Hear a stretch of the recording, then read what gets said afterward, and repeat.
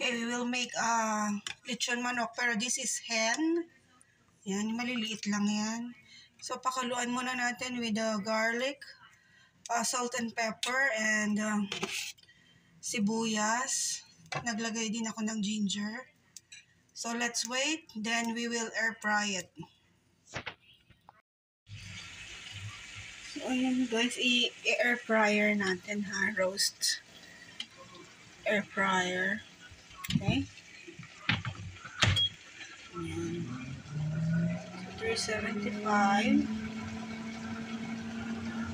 Let's wait. Ating lechon manok air fry. Oh.